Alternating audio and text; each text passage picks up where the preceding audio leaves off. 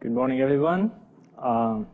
Thank you for being here today. My name is Francesco Mancini. I'm a professor at Curtin University at the School of Design and the Built Environment. And together with a group of colleagues, we established the Perth Urban Research Lab that is hosting this event with the City of Perth and a number of partners that I will thank you in a moment. So welcome to this session of the Resilient Urban Futures, and today we have Rob Adams, who I will introduce again in a moment. But before we start, I would like to acknowledge the elders and custodians of the Whadjuk Noongar people, past and present, their descendants and kin, and their land on which we walk, live and work and learn every day. Curtin University Bentley campus enjoys the privilege of being located at the site where the Debra Yerrigan and the Daigara meet. And this place in which we are here today in Barloo is also a place of significance. These areas are of great cultural significance because they sustain the life and well-being of the traditional custodians past and present. And as a representative of Curtin University, I'm proud to honour the Noongar people and value this place of shared learning. I recognise the impacts of colonisation on Indigenous Australians, and we're committed to moving forward together in a spirit of mutual honour and respect. This year, as I said, in partnership with the City of Perth, the school and the Perth Urban Research Lab invited Robert Adams, renowned architect and urban designer.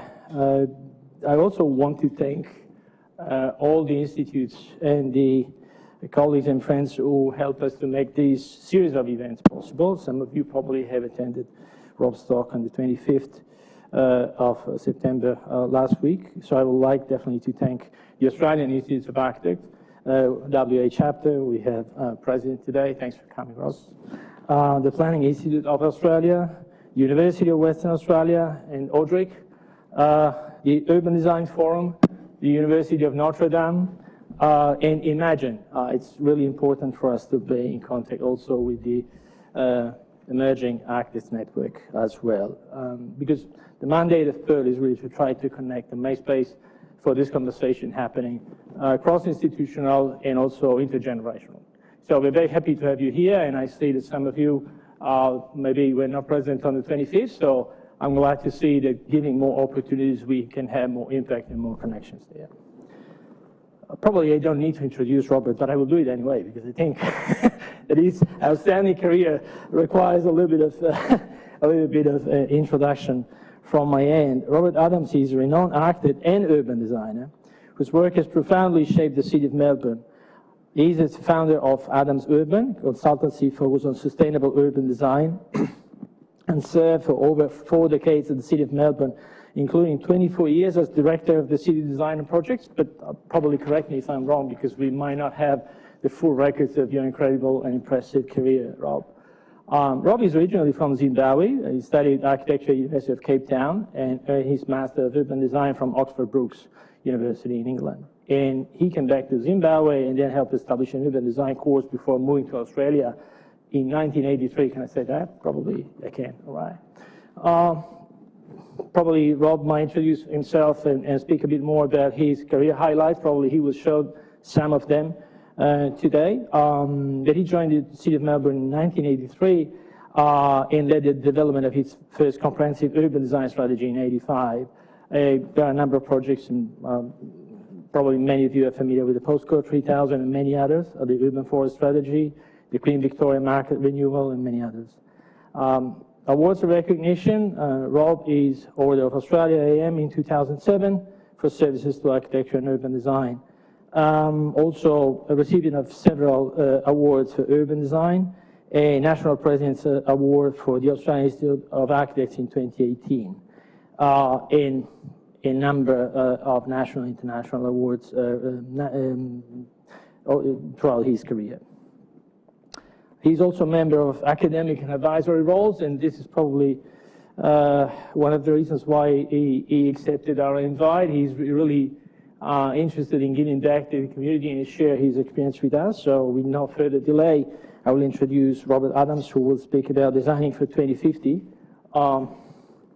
challenges facing Australia's capital city. This session will look at the common issues facing Australia's capital cities as they navigate the challenges of the 21st century. So please help me out to join your hands to welcome Rob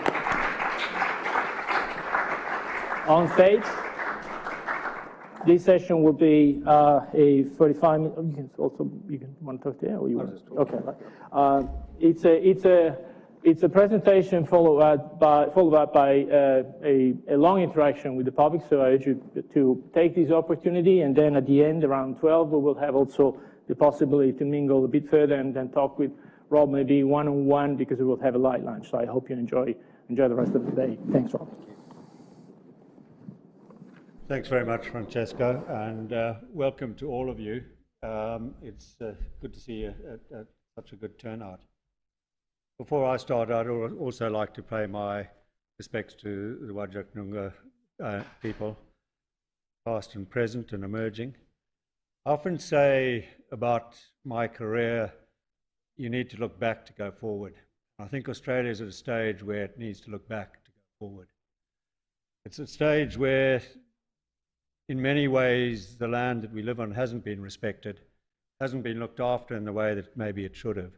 And I think there are voices and lessons in the First Nations people that could help us in that endeavour. Before I start, how many of you have been at previous? So I just know how to pitch it. Okay, that's good. So thank you. Let me start by being slightly provocative. I bet when the Prime Minister had his productivity round table a couple of weeks ago, cities weren't on the agenda.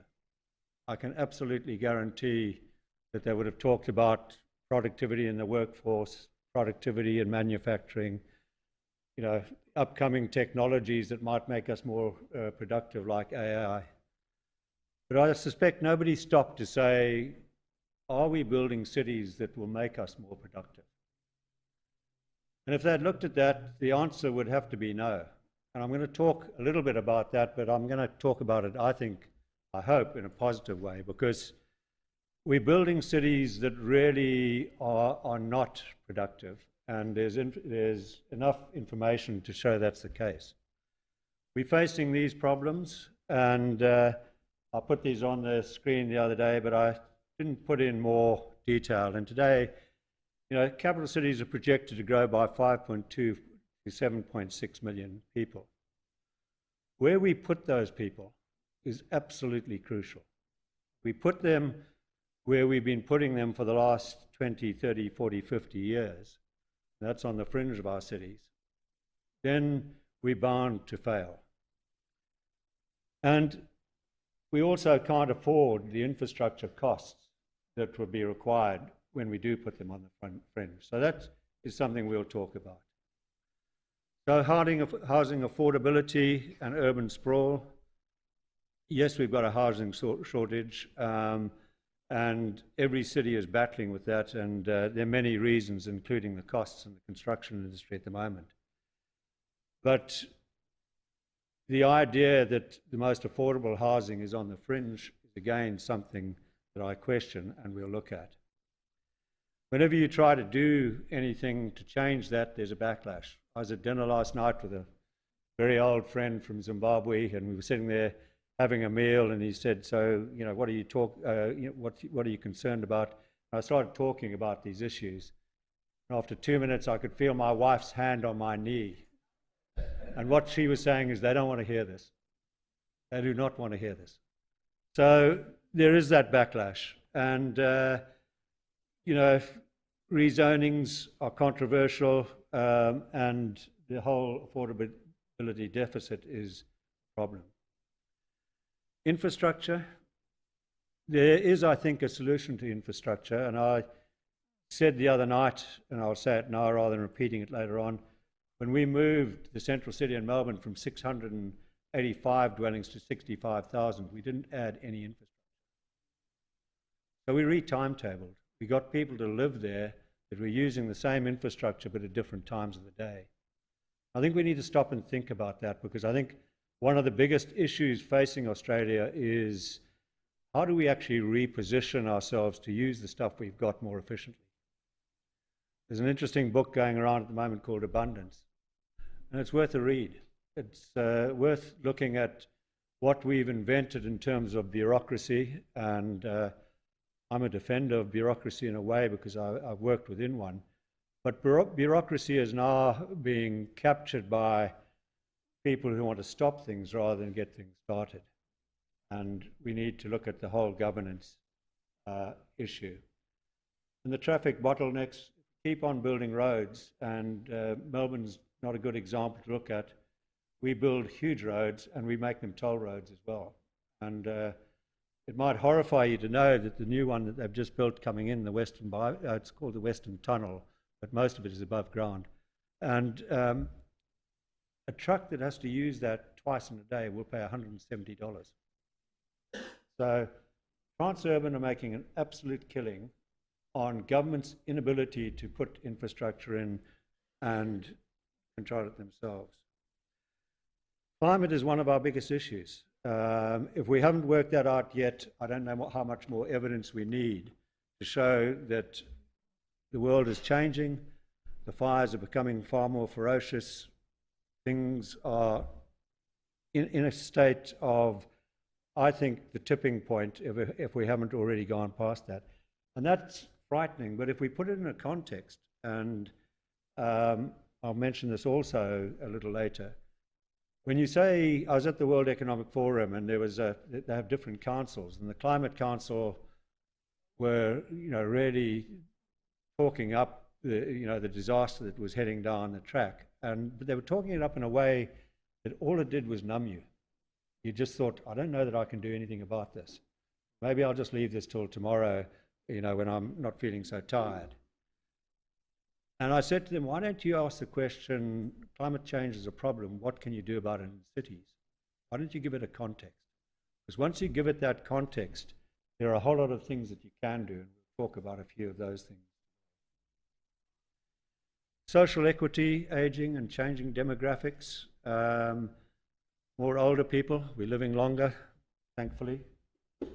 And, but that's putting a burden on the younger people who, in fact, will be paying the taxes to keep us alive. So that whole thing of demographic and population shifts in regions, I was surprised to read the other day that more people are moving to Victoria than leaving Victoria. In fact, moving from places like Queensland. Couldn't quite explain that, but it was an interesting trend that's happening.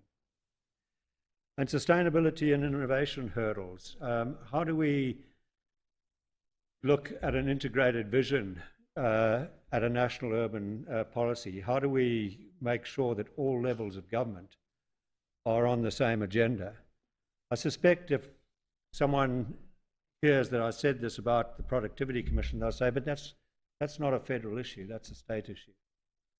It's not a state issue, it's a local, state, federal issue that we design the national capitals in a particular way that will be sustainable.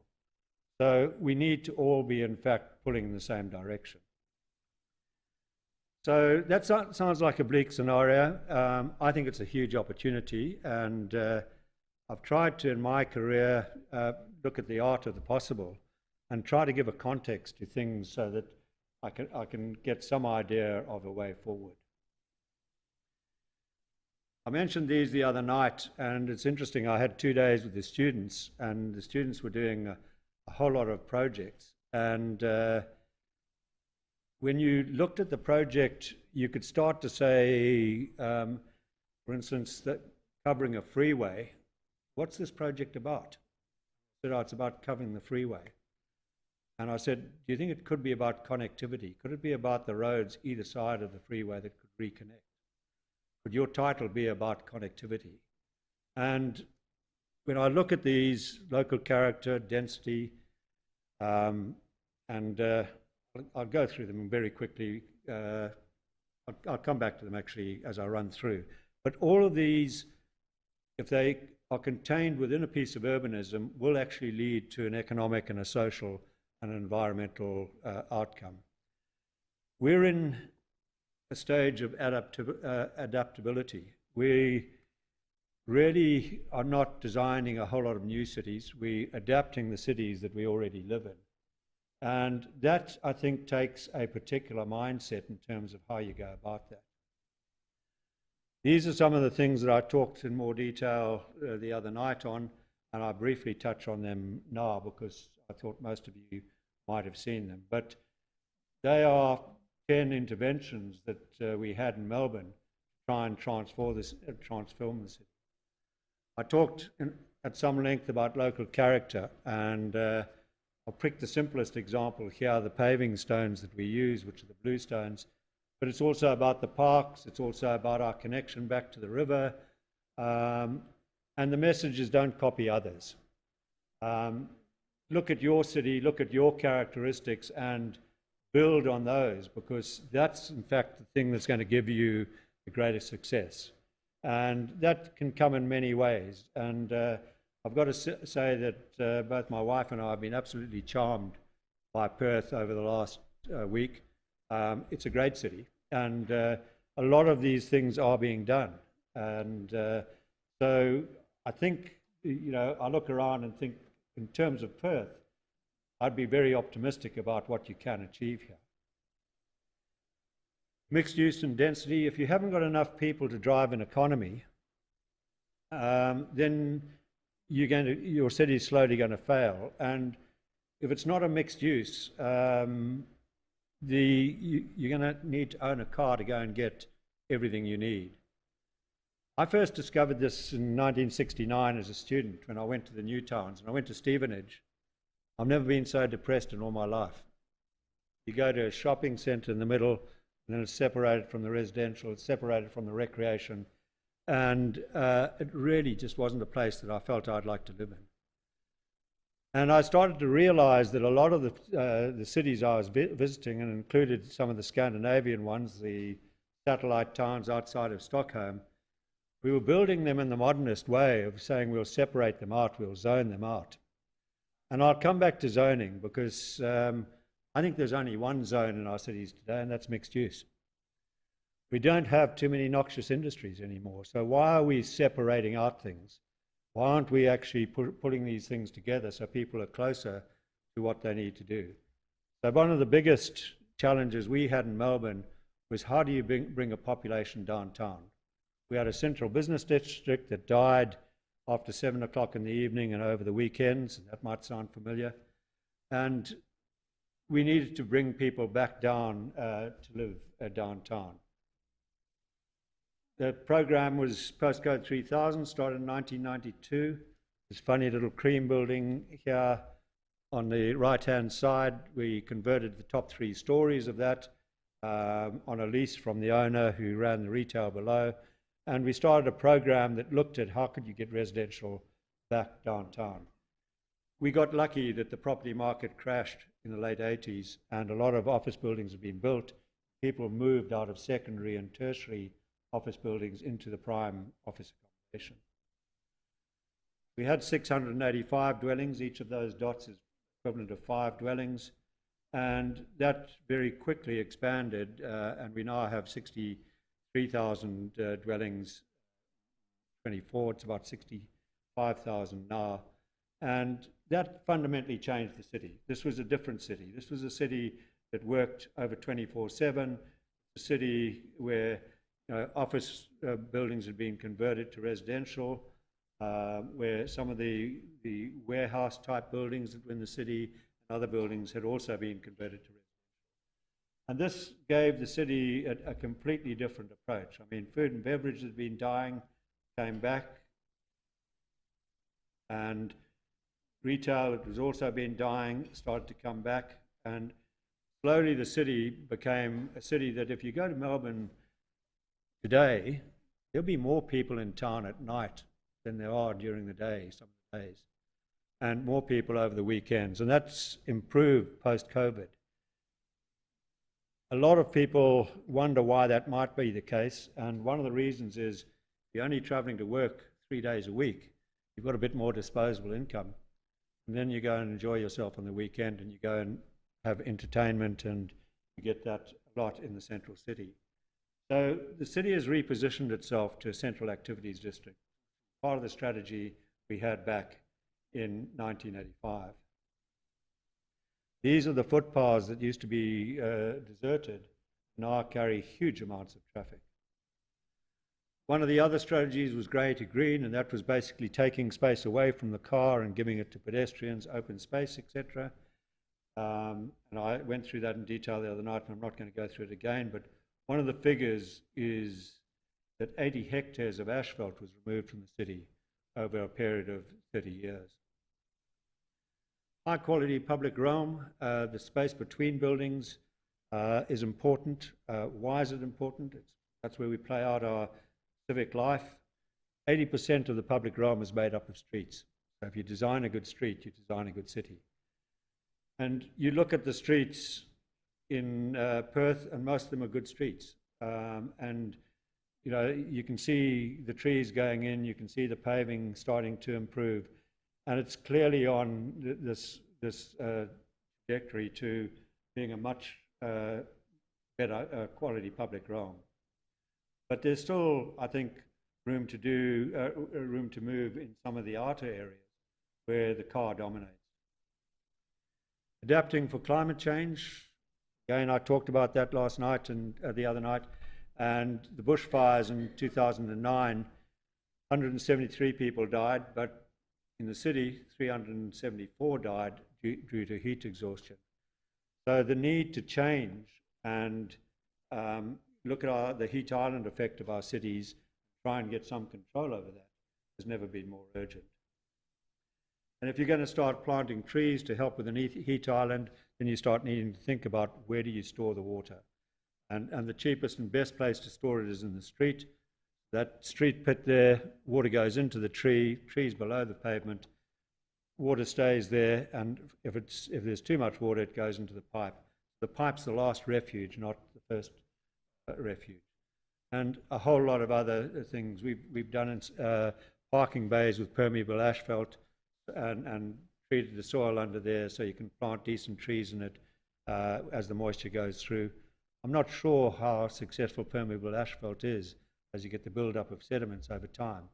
But at least, I think for the first few years, those trees would have got a kickstart on many of the other trees that are planted in city environments. Talked about green buildings. In 2000, the mayor came and said, well, we're planting trees, we've got residential coming back, we're favouring public transport, etc., etc. What's the next big thing we've got to do? And commercial buildings were the things that were generating the majority of the greenhouse gases in downtown. So designing a building that lessened the greenhouse gases and created a healthy working environment was a very important next step. And most of the buildings the city's done since 2000 have been rated up in the 6-star rating. This was the first 6-star Green Star commercial office building built in Australia. And once you've done all of that, then you've got to start working with others to see if you can encourage them to use green energy. And the renewable energy project was one where we went to the banks, the universities, all the big companies and said, would you come on board with us and build a couple of wind farms? And that way you can say that your offsets are genuine green energy. You don't have to go to another country to go and inspect some piece of forest, see if you're getting the offsets right here in your backyard. And that's another thing I believe in, is that there's so much skepticism in the industry about whether or not these green credits are, actual credits or it's just a greenwash.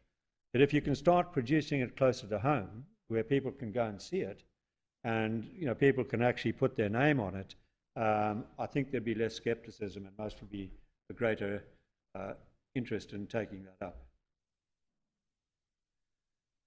One of the things that I didn't talk in any depth on Thursday evening, but did so on Friday morning, was the private-public partnerships. And it's something that I hadn't spoken about a lot in my 40 years at the city, because in a way we were just doing it. And it's only when I left I realized the importance of what we had been doing there.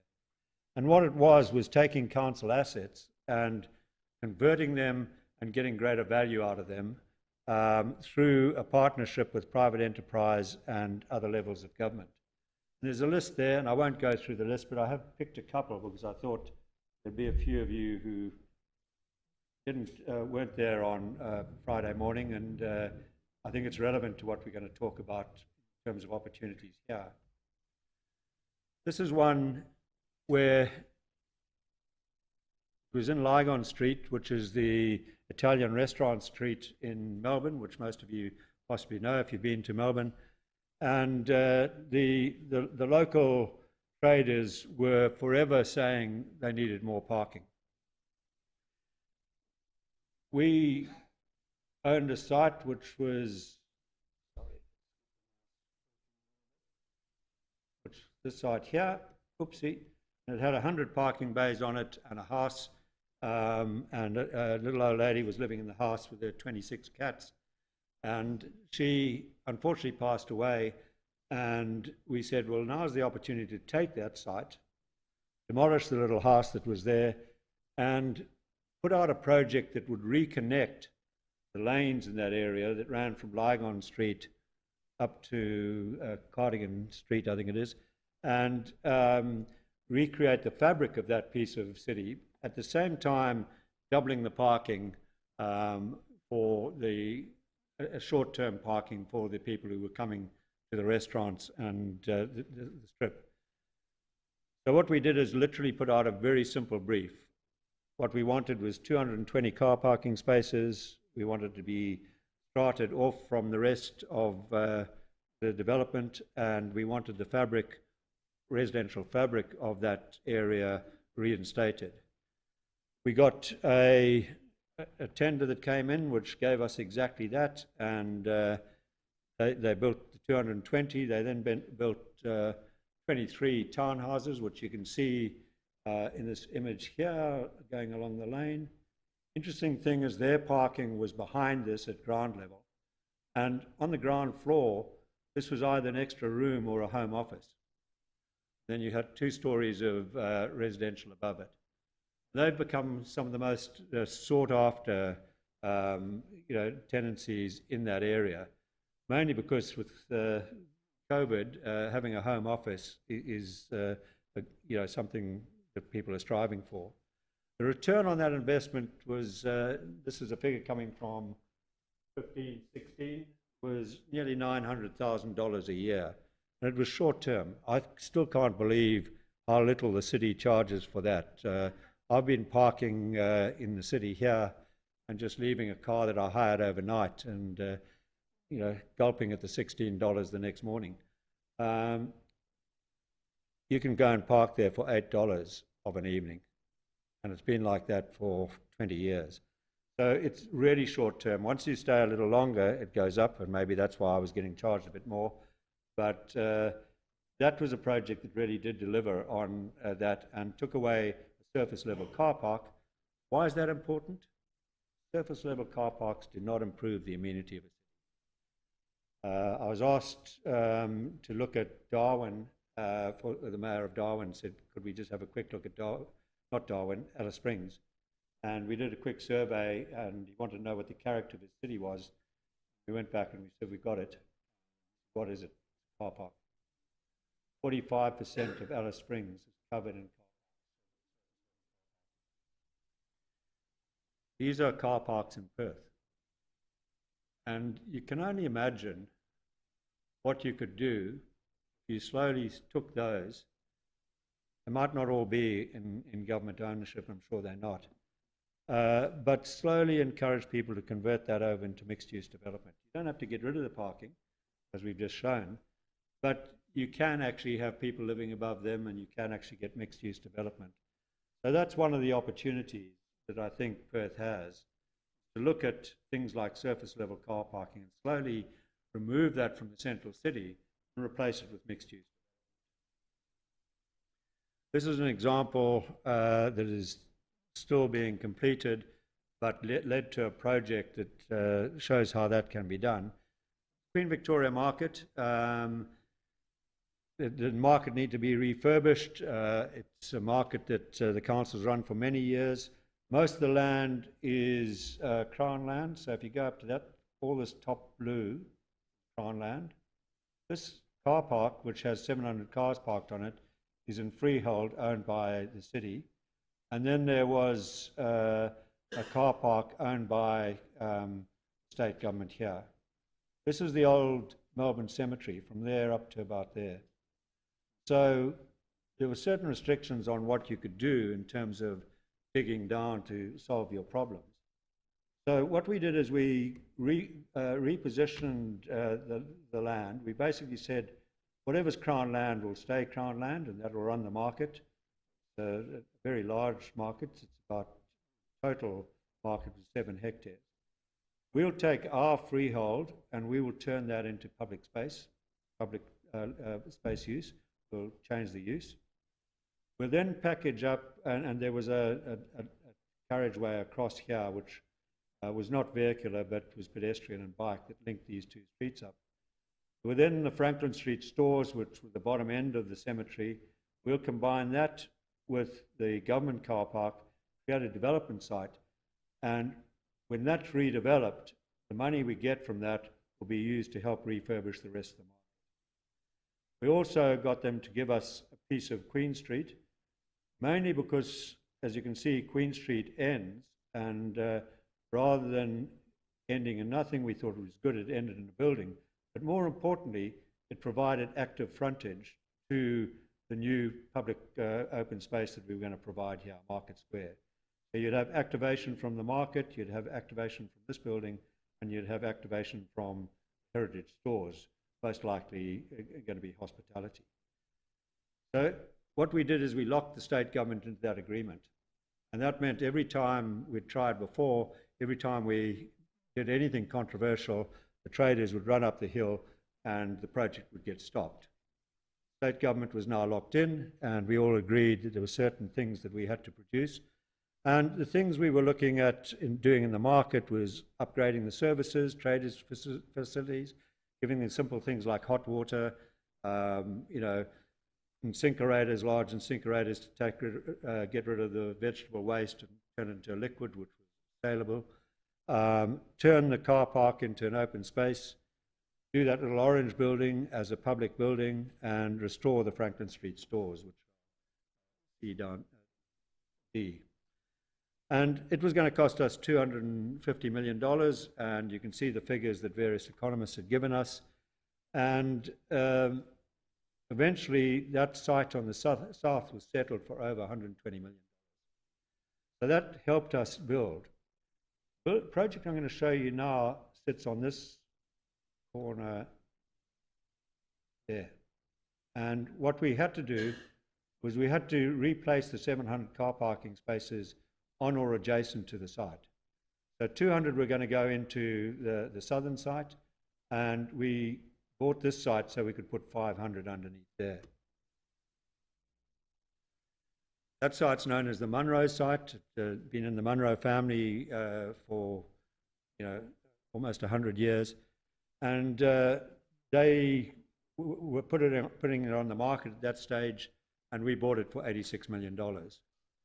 And the idea was that we would deliver the open space and all the rest of it, but within that building, we put it out to the market, and we said we wanted a community hub, we wanted a library, city library, because the city was moving north. We didn't own the library that was down in Flinders Lane. We wanted family services, we wanted 15% affordable housing, we wanted 500 underground car parks. And then there was open space within the development, lanes and arcades and a little square. And then the developer brought a boutique hotel and long-term build for rent and hospitality and retail. And the whole thing had to be done to 6-star Green Star rating. So that was the brief, and it was just about as simple as that we put out. And PDG were the successful developer, and this was the development. And from the plan, you can see in the yellow, the lanes and arcades. There's very little non-active frontage. Blue arrows show entry into a loading zone for the private side. So what you see here, blue,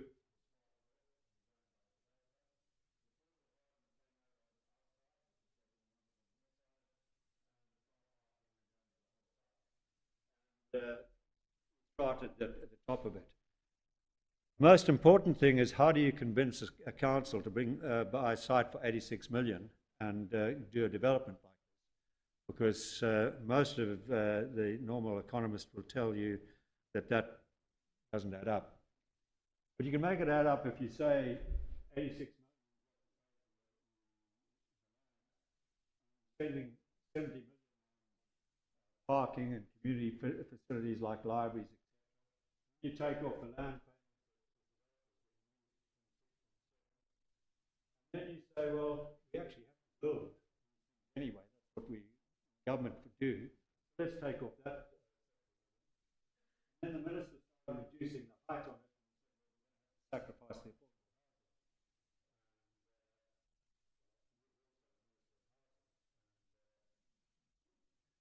So if you just give us the land,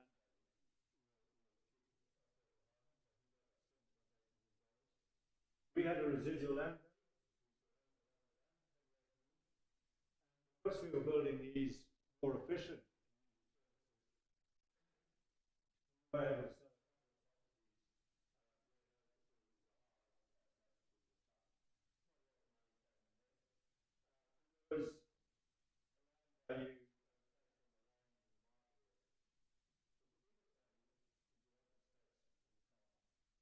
This is where I suppose Melbourne is a special case, that it never had any public squares. It was built without public squares.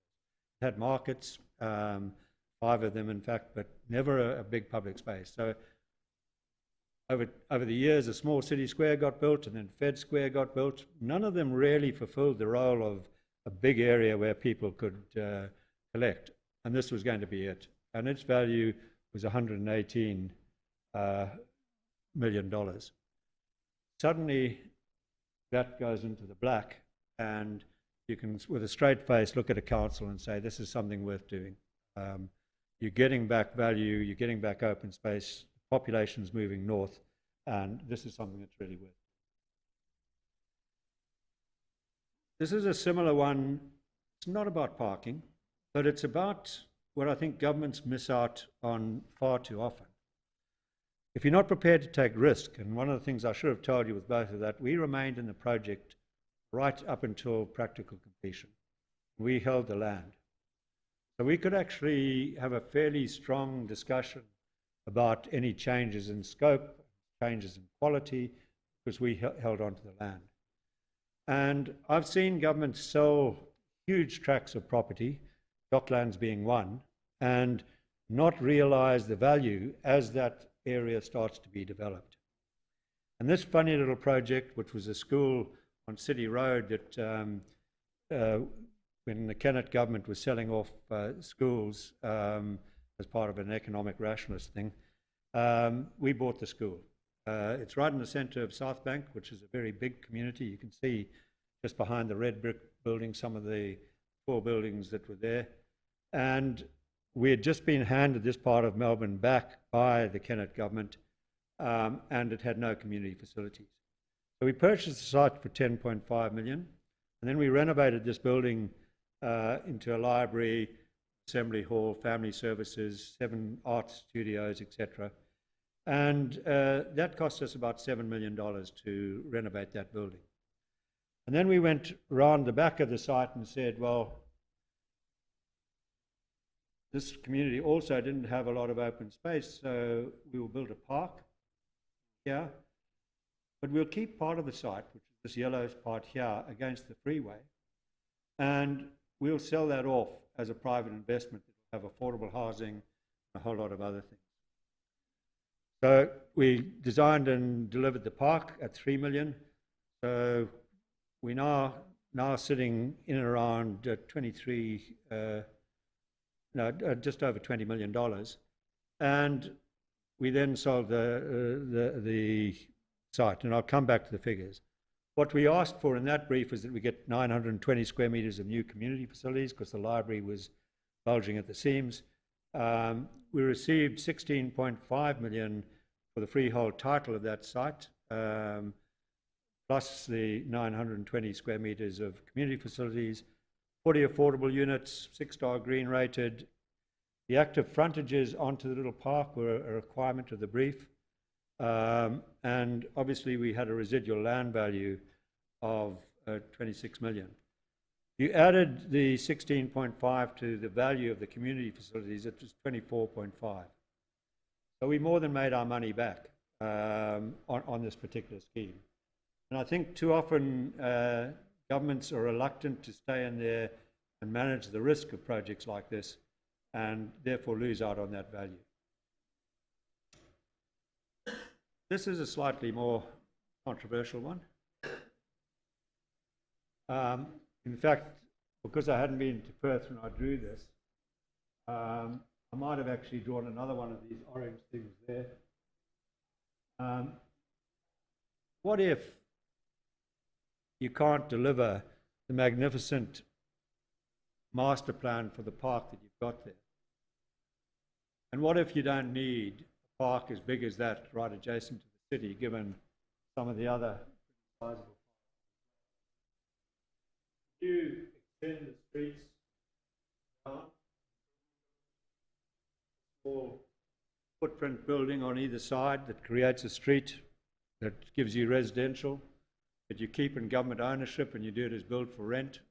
Maybe it's given as a long lease to a superannuation company. How would that reposition Perth in terms of its population? Burgers here would complain. To my knowledge, there's no right to a view in the planning scheme. So I look at Perth and think, your CBD is a fantastic CBD. Where are you going to put your residential?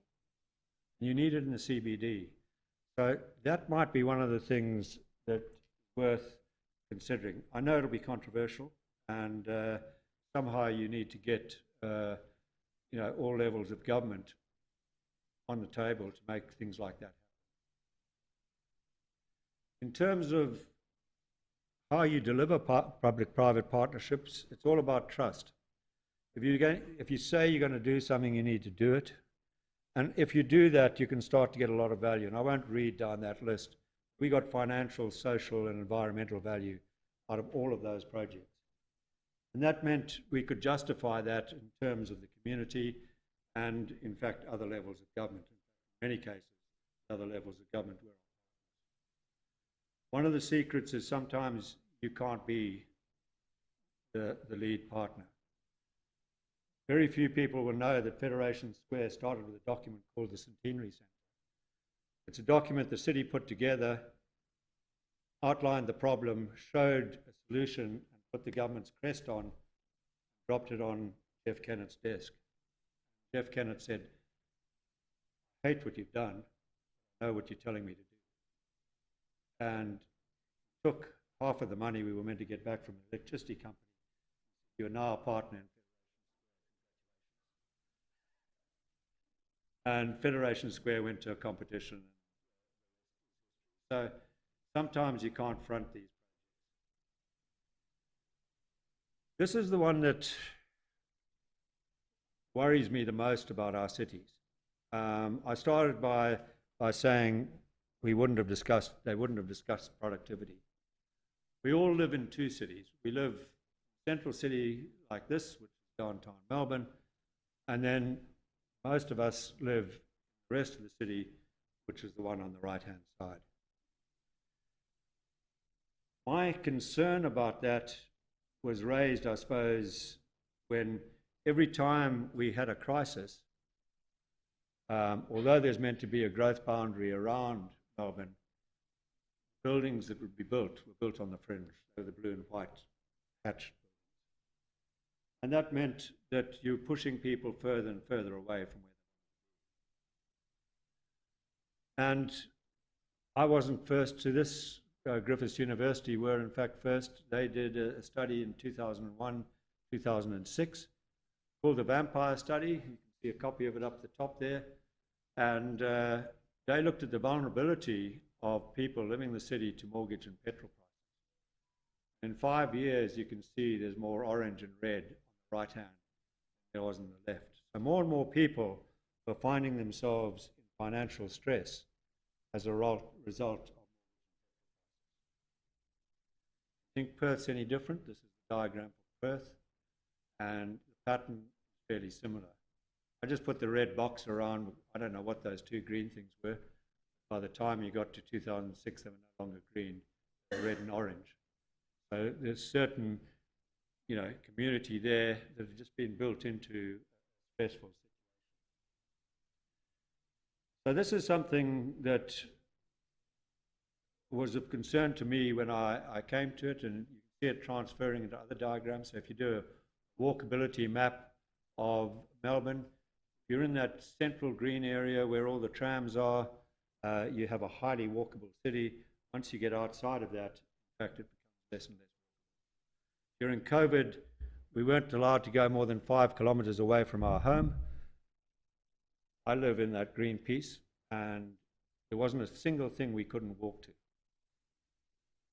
You were out here. I suspect there were some people who couldn't drive to their local shopping centre 5 kilometres. Every bit of information tells me that that pattern is causing enormous stress. This one's old. This goes back to 2012. It was the last time a bit of a slowdown in the economy, and the suburbs that were hit were all the outer suburbs. This one's more recent. It was actually 2023. And again, you can see the pattern. Green there is much the same. The outer suburbs were the people suffering more from rate stress. This one was,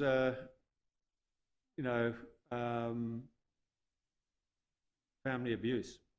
And this is a slide I don't like showing but when you think about it, it's not surprising. If you live on the fringe and you have to own 2 cars, and I'll come to what that's costing, and you're driving maybe 3 hours a day to get to work and back, and if you can't afford 2 cars, one person might be staying at home trying to bring up a family. You can imagine the stresses that puts on families. So we look at family violence and we start to say we need more money to treat it, but we don't look at the city that's actually causing that. In terms of health, Billy Giles Corte, who now lives in Perth, was at Melbourne University and RMIT, and did a study, and her conclusion that you're more likely to have a heart attack if you live in the suburbs than if you live downtown. Mainly because if you live downtown, you're walking for an average of 41 minutes in a day. If you live in the suburb and you drive to work and park close to your work, you're mostly walking for 7 minutes a day. These figures are staggering. I mean, I can't imagine 58 billion for diabetes. Just economics did that. And again, you can see the familiar pattern. And this one, this is about amenity-rich suburbs, the inner ones. Really don't want social housing in amongst their particular areas. This is a quote from Dr. Stevens. This was in the September 6th this year.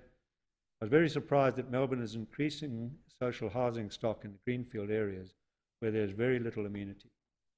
Can you imagine taking someone who is mostly surviving on Centrelink and putting them in the outer suburbs away from everything that. I mean, it beggars belief that you'd even think that that's what we do. During COVID, people suddenly realized there might be alternatives. I mean, they could work from home, and at that time, the Australian Automobile Association came out and said a car was costing $22,400 per annum. So if you had two cars, it's $44,800, and the average income of people on the fringe at that stage was $47,000 to $57,000. So one person was working full time to basically be able to buy a pint of milk. Again, more recently, federal government came out and said it would help people who are buying a house for under $950,000 by helping them with lower their initial down payment to 5%. And there was this map that appeared in the paper, August 31 of this year, and it just sparked my interest. And I thought, well, let's just do a quick calculation. If you want a two-bedroom home, and I opened up the internet and searched that, I could find 376 two-bedroom homes below $950,000. If I wanted to buy those at a 6% interest rate, that was a payment of $5,690 per month. You added on your two cars, there's an extra $4,000 a month. So you're going to pay $9,690 to have a two-bedroom home, and it was going to be reasonably far out, the one at the top. I then looked at apartments in the inner suburbs and worked on the basis, because most of them are right within the centre and close to public transport. And you would pay the same for $950,000, obviously, $5,600, but you wouldn't need a car. And there just happened to be, on the day I looked, 1,737 of those. Somehow we don't see that as a solution. And that I find troubling, that we somehow say, and people have said it to me, Australians don't live in apartments. Some of those apartments are next to some of the finest gardens you'll ever go into, mow the lawn. You can walk down the road and get everything you want. You can jump on a tram. That increasingly the tram services in Melbourne are getting better, air-conditioned trams and things like that. Why would you not want to try that, some alternative? Stress those sort of repayments. And you'd think the state government has set itself a figure that 70% of the dwellings should be within the existing fabric of the city, and yet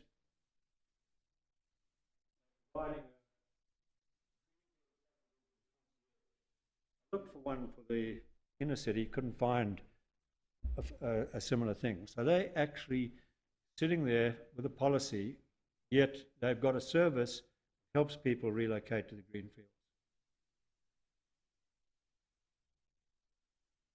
One of the things that occurred to me back in 2010 or 2009 was I'd done a thesis at Cape Town University, and I'd just come back in 1969 from travelling around the continent as a student, fourth-year student. And what I was looking at was universities.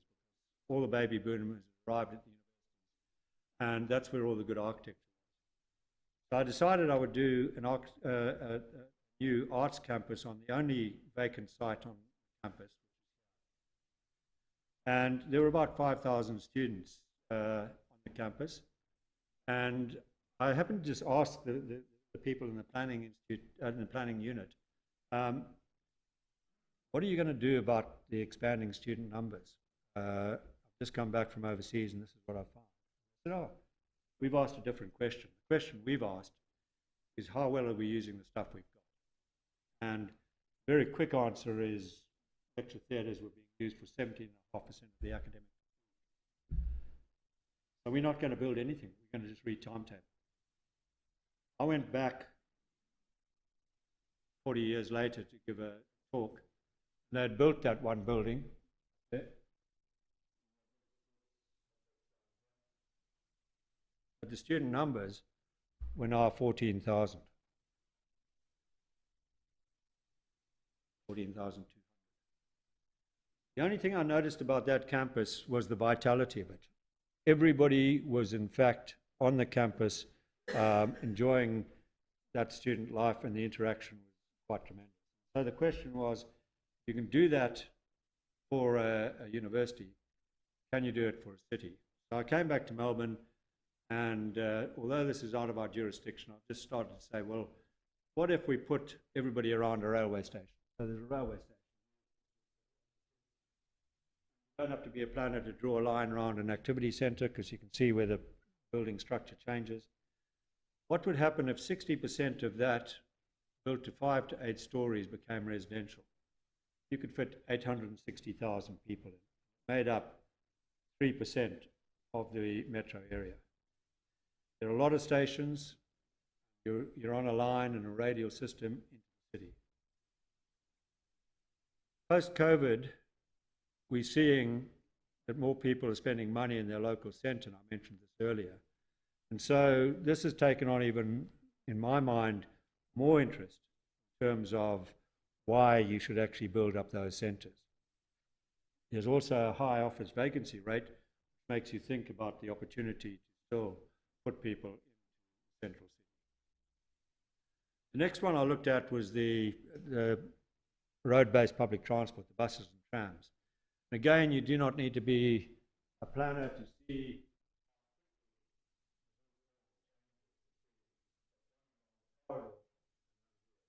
the proposition was, why don't we take those ones directly facing the corridor and see how many people we could locate within those. Why is that a good idea? Because you've got a road system that's gridded, you've got a radial tram and station, train network, so you can actually link the trains, buses, trams together. So we went through the metro area, and I'll run through this very quickly. 1.5 million parcels, and we started taking out the sensitivities. So if it was an activity centre or the central city, we took it out, and we selected all the parcels that remained. Then we started to take out parks, public use and industry, and this is the figure you need to watch, slowly going down as we take things out. Didn't have a rear laneway, we took it out because we thought if you have parking, want to get it from the main street. Recently developed sites, heritage registered buildings, 50% in heritage overlay areas. If you've got a small frontage of 6 metres, maybe you take it out. I wouldn't take it out. And you were left with 34,000 sites, 6,690. If you put a population against that at a normal, reasonable density, you can get 2.4 million people living along existing.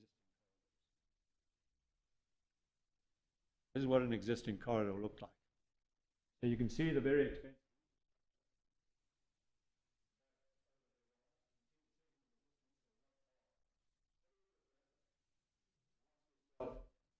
Whether that's the sort of stuff that's so precious, you couldn't put a mixed-use development.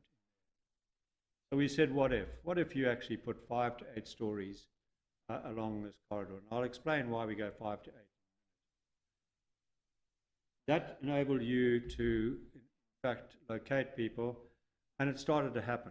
It never got into the planning schemes, but the developers had actually worked out that maybe that was the defensible argument that they could give to VCAT and get planning approvals through the system, which they did. So this is Smith Street, and you've got this 5 to 8 floors being built. This is more modest.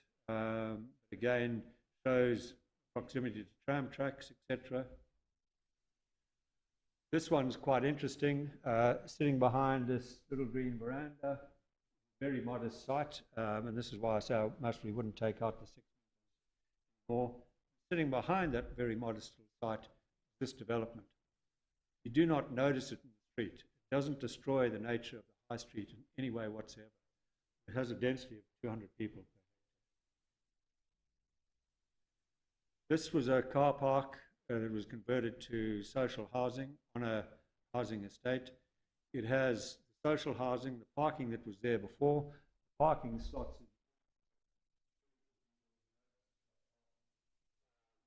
It's got a supermarket, a childcare facility, council offices on the ground floor. So you look at that, which is this development there, and what you used to have on that corner was a car park. The important thing, if you've got social problems in areas like this, you ask these people where they live, they'll say,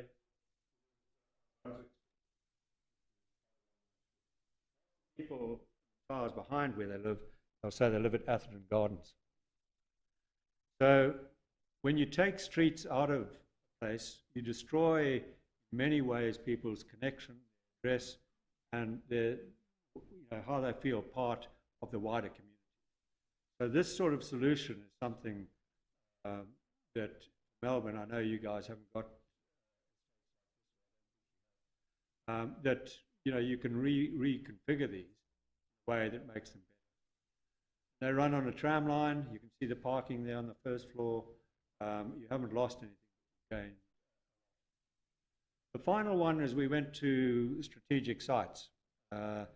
Sites like Docklands, etc., and asked ourselves, how many people could you get in those? And it turned out to be 500,000. So we were getting close to doubling the population, 7.5%. Basically putting it along the corridors, on the strategic sites. What you were saying is, we won't build here.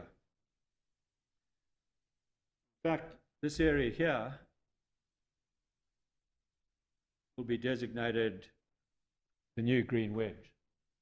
What you expect people to do here, put solar on their roof, maybe have a battery, plant a few more trees in the street, collect their water, why every Australian house has not got a water tank, still a mystery to me, and basically they become the green wedge, and this becomes where you start to get.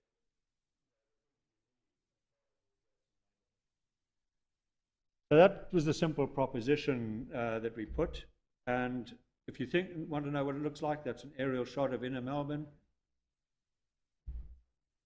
Those are the areas that you would transition. The rest you wouldn't touch. So all of those you could start to change. And you can see in some streets already.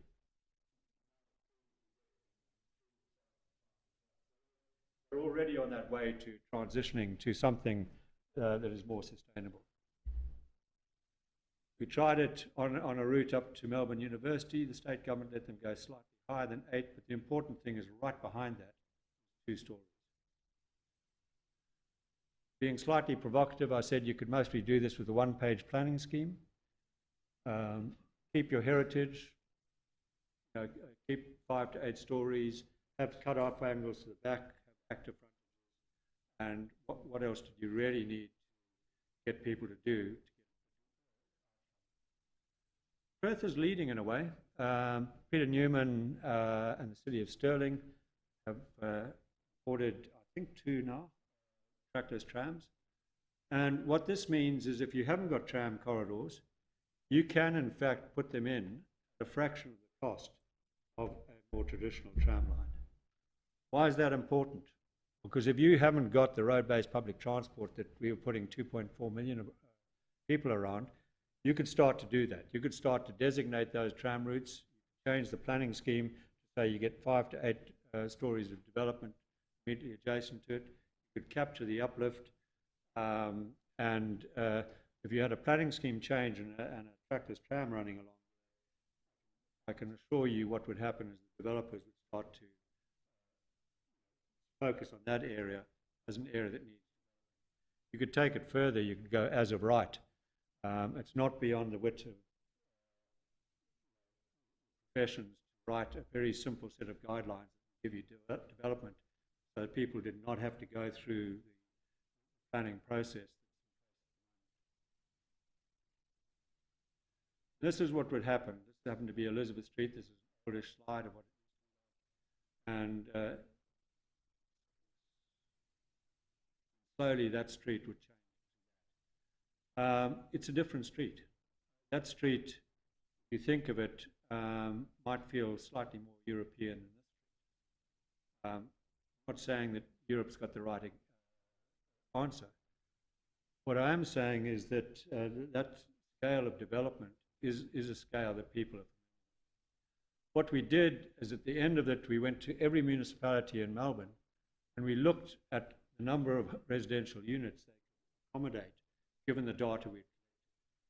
Interestingly enough, when the state government came out recently, gave targets to the local government, weren't very different. Just to understand what was happening, because it went quiet for a long time, but people were building for it. We did a quick refresh some months ago. We just took a very short tram line in 96.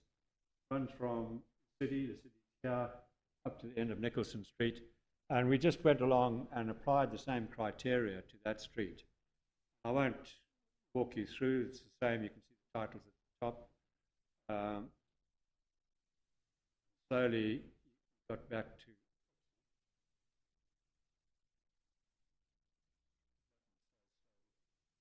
pushed it, accumulating.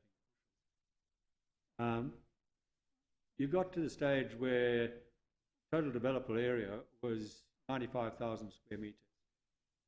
A quick calculation of that, if you're going 5 to 8 stories, was you'd get 6,000 houses, 4 kilometres of.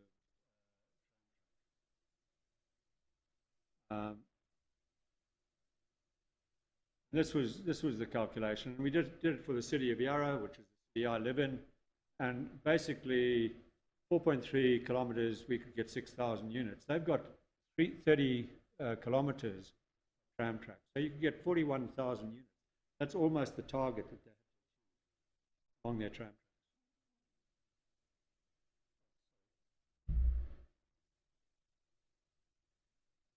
Real meal of this one.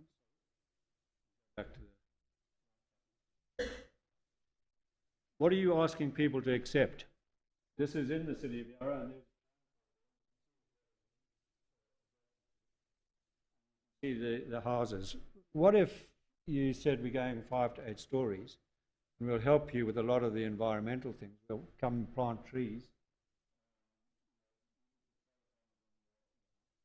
Where is going to In many cases, you're not asking people to take on drastic change to the area. This is not high rise, it's quite modest. So, you know, sites fronting tram tracks, 3% can accommodate 2.4. Between 2010 and 2021, 55,000 units were built on those tram tracks. That's without it being in the plan. So what if you made it code compliant? And the government's talking about locating populations close to infrastructure. You would achieve both of those outcomes. The elevator pitch for this is that you take 7.5% of the city, which is activity centres, the road-based public transport, strategic sites, don't build higher than 5 to 8 stories. We found that you saved $110 billion for every million people located within.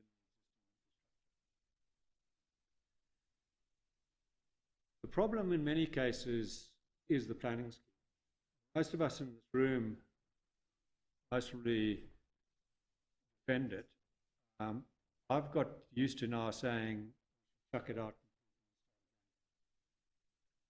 The reason I say that is that if you look at a planning scheme and you look how many zones there are, it becomes very difficult to work out what you're trying to achieve with any one area. So I'd put the proposition that there are only 3 zones in the city. The areas of stability, I'm taking the central city here, that's the 92.5% of the metro area. Those are your established residential areas. And you basically say in those areas, the mode is one of conservation and minor changes. You don't have to go in there. You can put dual occupancy in the back and things like that. But you could actually stop and say, we're not going to touch any of You then go to the areas of transition. Here it shows a lot of the CBDs, but you can see a corridor going up top of that slide there. Those are the road-based public transport corridors and activity centres. And we know that you can get over 800,000 people. And then you just have your strategic sites, sites that are going through a process of transition. This is one. It used to be a gasworks. Yarra. They've just cleaned the site up, cleared it of all its contaminants.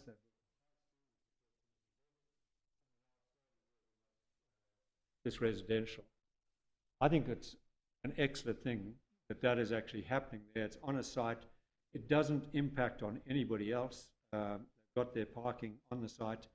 Yet the amount of objections that scheme had to go through to actually get to that stage, that doesn't warrant talking about. So somehow we need to start realizing that if we don't want, this to occur in our back street, then we should allow it to occur in 7.5% of the city. 92.5% of us go to sleep at night.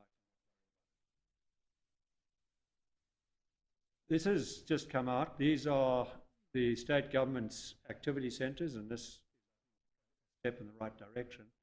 I was quite excited to see, that this was in fact starting to permeate. Until I read, a lot of the red ones were up to 12 stories. And then I became slightly concerned, not because 12 stories is bad, but for the architects in the room, they know the building code changes 8 stories. So I went out, walked around my area just to see if, I'd missed something, that people were building up to 12 stories. See the buildings are all 5 to 8 or so. So what we're doing is we're writing something into a planning code that says the buildings can go to 12 stories. That sets a land value. Then we say, well, but the building code only really encourages you to do it to 8 stories. So we've made everything more expensive. We mostly slowed down development, which is what we're trying to do, in fact. So what do we need? Communities need to regain trust, and that's why I go to the simple planning scheme. You tell people exactly what you're going to do in those areas. Keep to it. Slowly they'll trust you to plan their city for them. You've got the areas maturity, 92.5, areas of transition, key development sites. And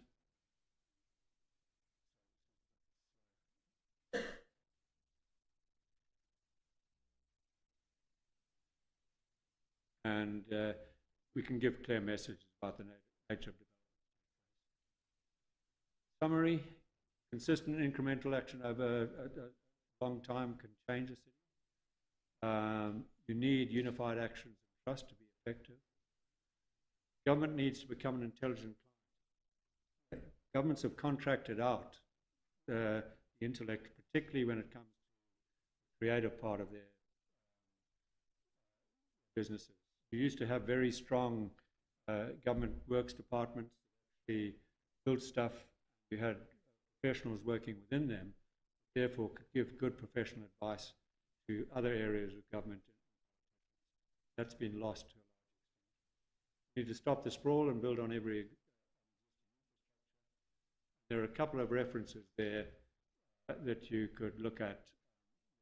Might be useful to cover this stuff. Sorry, I've gone for longer than I should have. No, that's it. Thank you. Thank you.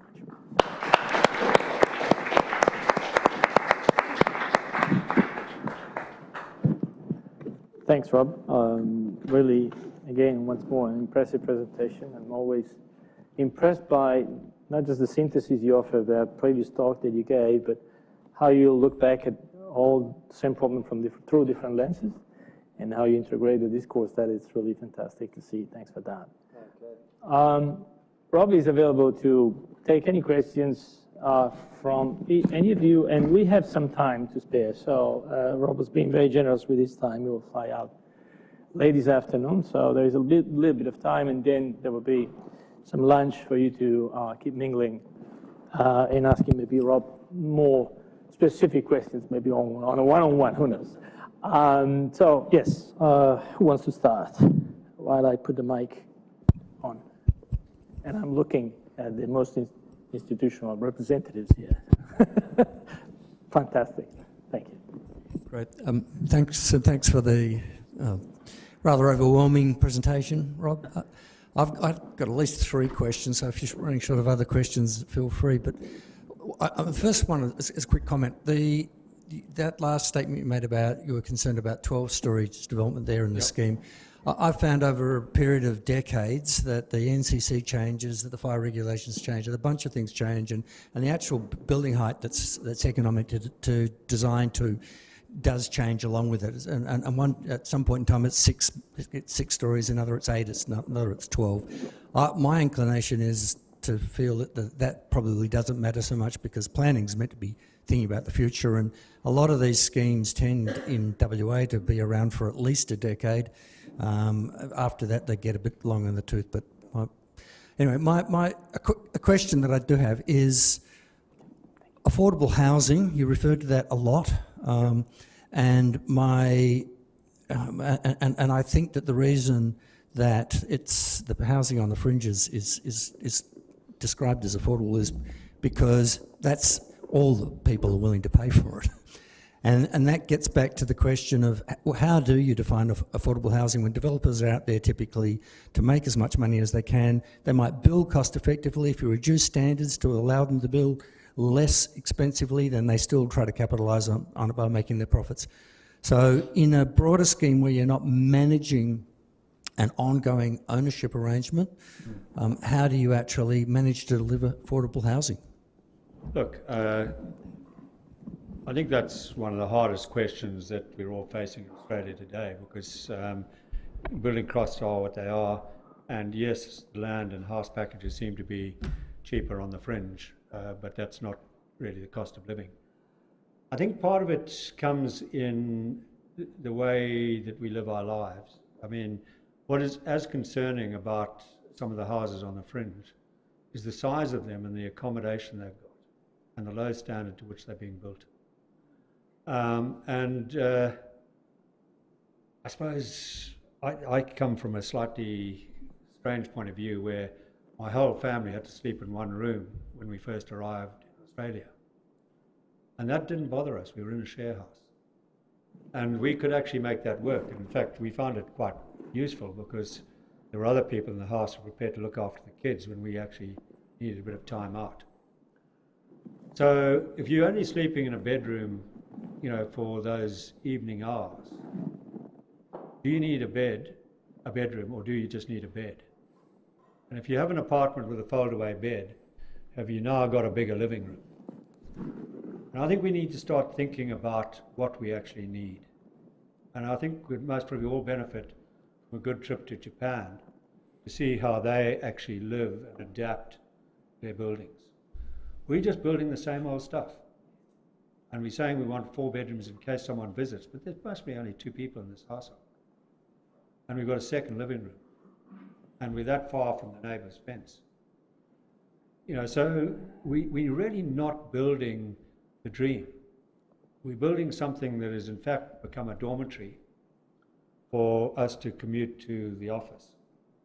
And I'm being harsh because there might be a lot of people here who live in these areas, but I really think it's time we started to question what real value is, and whether the ability to walk out of your front door, go to a park, choose to get everything you want within walking distance, isn't a better lifestyle than someone left at home while you go away for most of the day and drive back to the suburb. So how you change that, I don't know, but I'll carry on talking about it for as long as I can. Because in some way we need to change the narrative. The brief was wrong. You gave that brief, cold to an architect who knew, how cities work. They would not be building you that house. I'd like to, first of all, respond to that.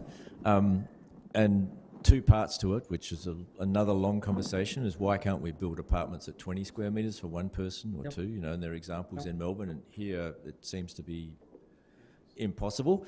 And the second thing is that with 40, you know, by various accounts, somewhere near 40% of the cost of providing an apartment is in the development costs. And and this comes to the productivity thing, which again, I'm sure wouldn't have been talked about in Canberra. Yeah. You know, the productivity encumbrances in our planning and approval process, the time, the holding costs, given that, you know, the way apartments are financed, you know, the consultant work that has to go into, you know, massively complex and unnecessary approval processes are part of that 40%, and that doesn't seem to be being talked about. And when the government does get involved in talking about it, it seems to try and compensate it through grants, which then just becomes an inflationary factor back on the top of. So, you know, there's a very, very counterproductive process there when all anybody seems to talk about is construction costs as a problem of the housing costs. So, but my question, because I just wanted to throw into that if I could, because it's such, you know, it's a big issue. And maybe this is getting right too much into the grain when we should be talking about this, but it's a question I want to get off my chest. Yep. In the Markets project, you had $118 million of the asset value of the public open space. Yep. A few years ago, Craig and I were involved in a study of the Perth Cultural Centre, and as part of our propositions for that, there was going to be a new public open space. Yeah. And the guys from Treasury who came to our presentation refused to accept there was any asset value in that. So in their counting minds, it was all about cash flow. Yeah.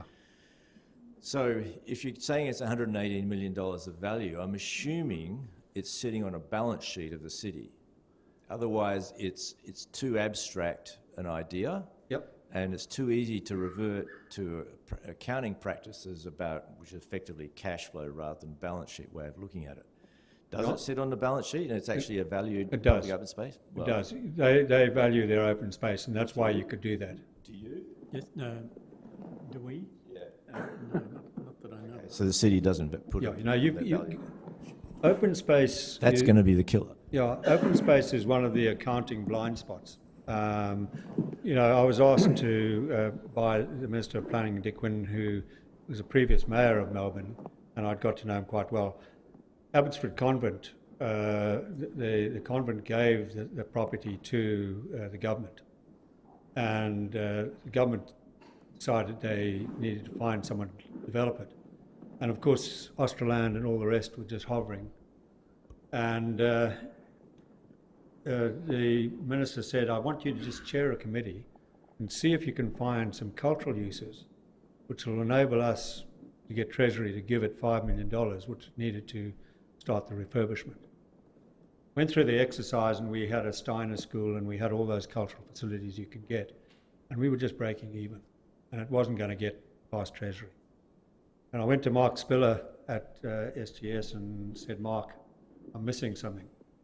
And he said, you haven't put a value on the open space. I said, give me a figure. He came back with a figure, $20 million.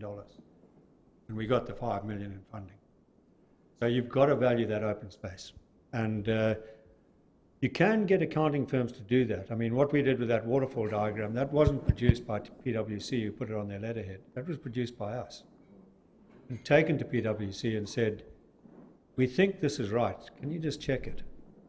And we were paying them a fee, so they came back and said, yes, it's right. Can you put it on your letterhead? Yeah, we can put it on our letterhead. That's what got shown to council.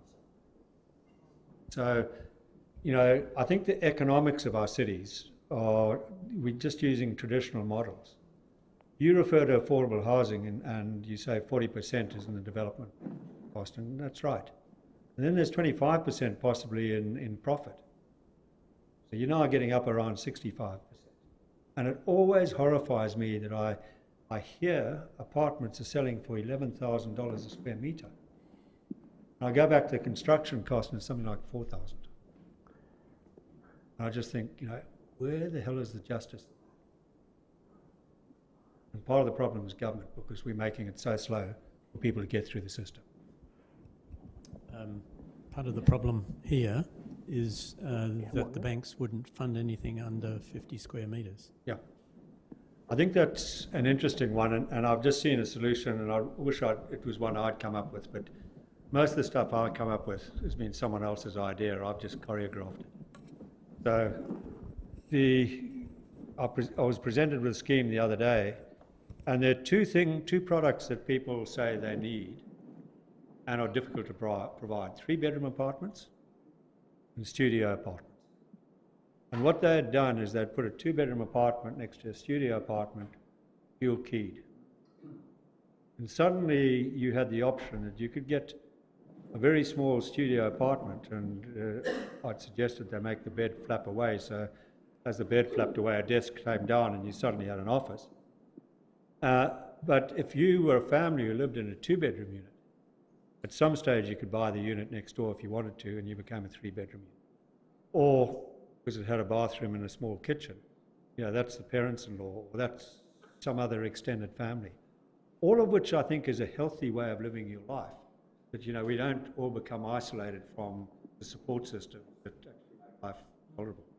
So I think there are ways there. I think we've just got to be smarter. I mean, I don't think I'm telling anybody new news, but developers are followers. There are only a few are leaders. And the leaders are the people who sort of find those ways through. And if more people were actually looking at their solutions, I think we'd get a better outcome. Okay, Nightingale, they sell 28 square metre apartments, and that's all done rigid-dig. They're not slipping that under the desk. Yeah. Sorry. That's okay. I think that the affordability thing is the point that banks won't fund anything less than 50 square metres. And that doesn't make any sense at all. It doesn't. I mean, one of the bank stories I tell is when we were doing Postcode 3000, Don Argus, who was chair of the NAB Bank, said publicly that the NAB would not lend for central city residential because Australians don't live in the city. Happened to be the city's bank. So we changed banks. And a few days later, James Kerrin from Macquarie Bank walked through my door and said, "So what are you trying to do?" And we took him through what we were trying to do. And he said, "Look, I've got 5 buildings in receivership. I'm going to take the one that is my biggest headache. It was a Victorian building, no parking in it, sitting on the corner of Exhibition Street and Flinders Street, great address." And he said, I'll get someone to design 35 apartments and see if I can sell them. He sold every one in 3 months. So again, I think, if you sat down at a productivity round table and you had a few people like you in the room rather than the mandarins that they have in those bloody things, you might get some common sense coming out. And I really think we've got to start advocating for the economics and social outcomes of our cities, because they're a blind spot at them.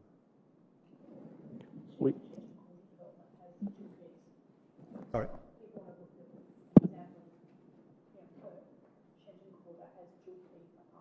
So that's Shenton Quarter. Yeah. Well, look, obviously someone has worked out the nature of their problem. The other thing that I'm a great supporter of is build for rent. I think part of our problem comes from, developers, wanting to make a quick profit, and and you can't condemn them for that. That's the business they're in. But I think if there was more support for build for rent, and that's got as much to do with taxation and land tax in Victoria and other things. If someone's building something that they're going to hang on to for 50 years, they're going to build it well. And that's, most of the stuff that you see in Europe where people predominantly rent is built for rent. Some family owns it and looks after it. Over there and then here. Hi there, John Fish. I work for the City of Perth. I've got day-to-day responsibility for the city's property portfolio, so very interested in the case studies you put up. Thank you for that. My question is actually related to, we have a election coming up, local government election coming up. We are going to get a new Lord Mayor as part of that election. if you could have some time with the Lord Mayor candidates prior to the election, what would be on your agenda for that conversation? It's funny you ask that, because over the weekend my wife used to publish books, and a lot of them were about flowers and self-sufficiency and things like that. So we were looking at wildflowers. I went past a poster for an upcoming candidate, and the one-liner was, "Bring back the red bin weekly pickup." And I said to my wife, "You'll most probably get elected." And that, unfortunately, is the problem. So how do you talk to candidates? First of all, they've got a problem that they're only there for 4 years. And so they are looking for things they can change in 4 years. And you can't change a city in 4 years. You can do a lot of good stuff, but you know, it's reliant in many ways that you start to build up a portfolio of things that are changing, so when the next bunch of councillors come in, they can put their name on something, depending what their particular persuasion is. If they're into sustainability, they can pick up the urban forest. If they're into community, they can pick up the community services that are coming through. So you'd start to talk about what are their particular interests, and hopefully they're more than the red bin. And if you can find what that is, you can mostly find something that's already coming through the system that you can make them champion. And how they form that into a portfolio that they can actually take to election would be an interesting thing. I mean, if I was standing for local government in a suburban area, I would say I absolutely guarantee that I'll keep development out of your backyard. Just give me 7.5% of your municipality, and I'll keep it out of 92.5%. And I'd be surprised if you couldn't get elected on that. Thank you, and thank you, Rob, for a brilliant presentation. Your analysis and pragmatism is always fantastic. I would just like to come back to the issue of equity, and I'm concerned, I'm assuming we're speaking mainly to the converted here, and everyone in the room is sort of an urbanist to one degree or another. And that inequity between people living in the suburbs, where we still allow it to creep, and the new sense of urbanism and the cities that we're building that we all love. I'm an inner city dweller, I'm assuming half the room is. And how do we prevent that from being more diversive? And there's kind of like a two-class system of Australian cities, those in the suburbs, those in the inner city. Sorry, it's a long question getting round to. I'm now at City of Fremantle. We're about to write a whole new planning scheme from the ground, from a white page. And I'm toying with the idea as to whether or not we try and build affordable housing into that planning framework somehow to try and force it, or is that just wishful thinking? No, I think it's not wishful thinking. I mean, I didn't show you all of the projects that we did, but Council adopted a position some decades ago saying, if we're actually going to do a development, it's got to have 15% affordable. Most people would say you never get it done. We never had trouble getting one development away. Now, we mostly paid a price. You know, we mostly didn't get quite the land value that we expected, but we're getting a whole lot of other things that we wanted as well. So I think, you know, if you can get a planning scheme that builds in affordable housing, you're halfway to solving that problem. Because people, you know, I know people want to live in Freo, and they're not going to run away. I mean, I jokingly, one of the politicians talked about granitic sand in public spaces chasing away people.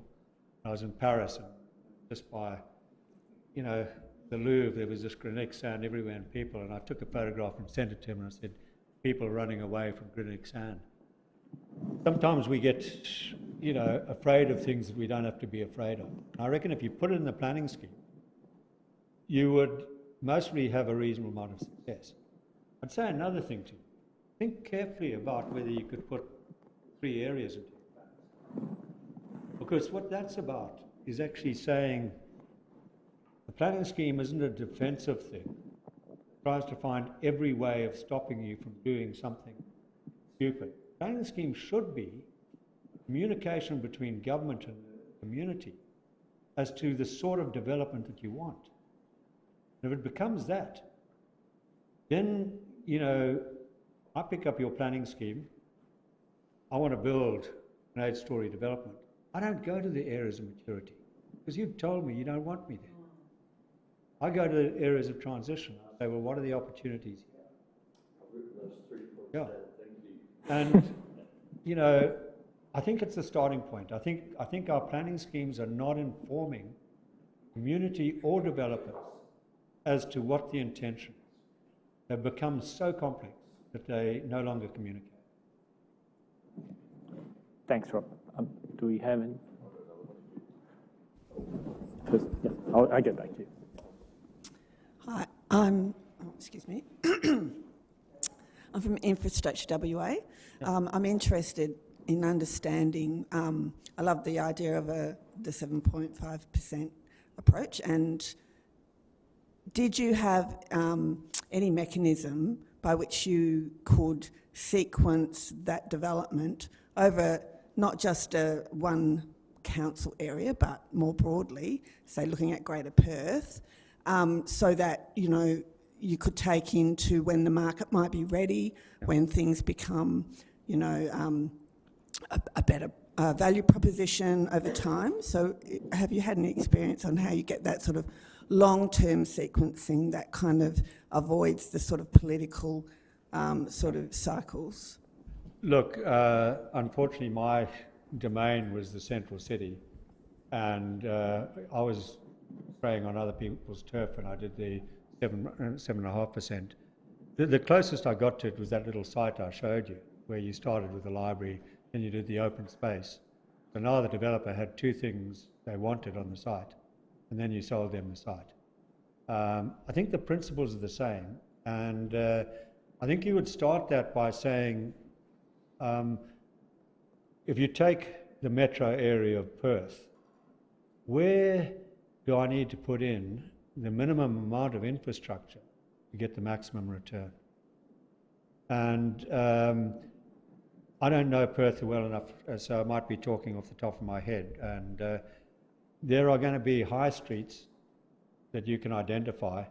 And if you did put a trackless tram down there, and you change the planning scheme so along that corridor you had 5 to 8 stories and 12 stories if it fits, but then you're giving a fairly clear indication to the market that that's where you want development and you're going to support it. Start with that and see how far that takes you. And then around your railway stations, which I think is an obvious one, you know, that's where you want to. You've already spent a lot on infrastructure. You've got a railway station. What can you do in that immediate area to make density work? And if you do it in a mixed-use way, that you're getting both residential and commercial offices and retail, they're going to be using the infrastructure at different times, so you're not going to have to put as much in. So I think you could, and I haven't done it, but I'd love to do it, is sequence a city, say this is where we start. And given that I'm saying you can leave out 92.5%, you only have to find 7.5% to change. And that, in a way, I think is a clue to where you should be looking. Thanks. Right. Before maybe giving the second round, I would prefer to, if you can, yes, please. I was just going to say, a lot of what you said is already in the strategic policies in Perth in terms of the urban corridors, and that's where you want your apartments and your focus on. I just find, and you know, the problems with the outer city, lower density, larger homes, way larger than the household size probably needs, and then obviously, so we've got a lot of that already set up, I think, and maybe schemes could be a lot simpler, as you say, and have 3 different types of zones or whatever you want to call them. But we've already got a lot of that strategic density, that's what we call, in terms of having along your urban corridors, around your activity centres and your train stations. But I find the hardest thing is is changing people's way of thinking, particularly in Perth, probably even more so than Melbourne and Sydney. People still want a single dwelling and don't even look at apartments, you know, like I would say the majority of the population. They're still fixated on having everyone in the household having their own cars as well. And you see that with the next young adults, they're all buying, and the government's just built this great rail system. But they don't seem to be, you know, especially I'm just finding, just personally, I've found younger adults just still focusing on having new cars and using that rather than using the train just out there. That's way faster and way easier. So I don't know how you, and the same with apartment living, how you change that mindset. Yeah. It's that's what I think a lot of it's holding Perth back. Yeah, personally. I think it's an interesting one. And look, I think you're right. I think that's the hardest problem. How do you get people to stop looking at what mum and dad did and start looking at what they need to do? You know, we hit up against that when we started Postcoast 3000, and the cohort that came into the central city was quite interesting. Students. 40% of the people who lived in downtown were students. The average age of the downtown was 27 years of age. That gave you a hint. You had a lot of people who were empty nesters who finally said that, you know, I'm not that excited about driving a car anymore at night, you know, so why don't we go and get a decent apartment downtown? And they moved in. Young professionals who didn't really want to spend their time commuting from their suburb, you know, to work every day, they moved in. Challenge then was to keep them once they had, you know, the first bub. And that's where I think the two bedroom and the studio thing works. I don't know the answer to that question, except that I think, you know, when I see that you're getting university facilities built downtown, I think there's a good idea. You know, now put the student residential next to it. Absolutely. Yeah. I think obviously what they've done with ECU is fantastic. I think it's going to be fantastic next year when suddenly you've got all those students sitting up. It'll be, And you look. They definitely need student accommodation to go with that as well. And if you look in that immediate area around there, it wouldn't be difficult to, I haven't got the name of the street, James Street. It wouldn't be hard in James Street to keep a lot of the activities happening there, set back 10 meters, 5 to 10 metres and put 5 stories above it.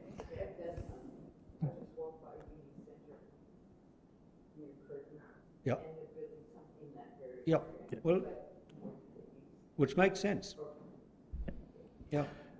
Susanna, 1 second now. We had Brett before you, and then I'll get back to you. Oh, thanks. You saw my hand go up slightly. Rob, it's interesting listening to your presentations. We are following, as Lorraine said. We see your projects and we try and lead, but we also try and follow. And I've been listening for a critique of the relationship with your main roads authority, because there's barely a project you can do in Perth without saying, okay, first we need to look at due diligence and see how much the road authority wants to widen the road by. So whereas you look at Brunswick Street as a reserve, which looks like it's staying the same, we have corridors, but the first thing we do is write a planning scheme that says the density will go up, and our main roads authority says, okay, now we need to widen this road. So everybody needs to give up 6 metres, and we need to find several $1 billion to reorganise all the services. This is not a problem in Victoria? Look, it is. I mean, you have a look at a few of the freeways we're building, you know, it's a problem. But we were blessed at the city with some really good traffic engineers. And they went through a conversion exercise, which I don't know whether I told it the other night, but I'll repeat it quickly. And that is, once the scheme was, the planning scheme was adopted, the strategy, sorry, the councillors said, no, this is not going to sit on the shelf.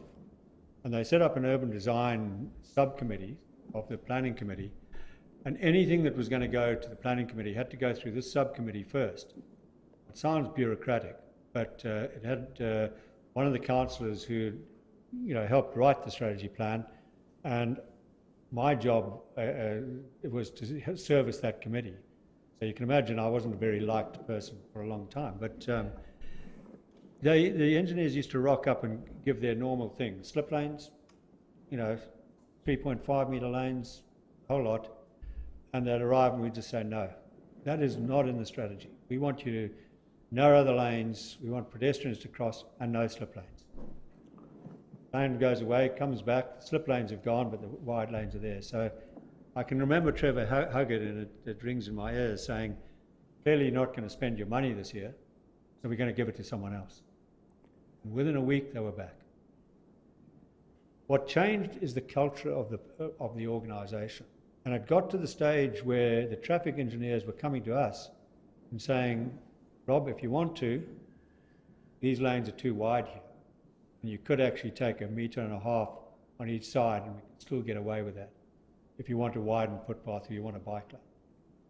So you've got to change the culture there. And one of the biggest inhibitors, what we've been talking about over the last few days, are the traffic engineers who are too strong in the system.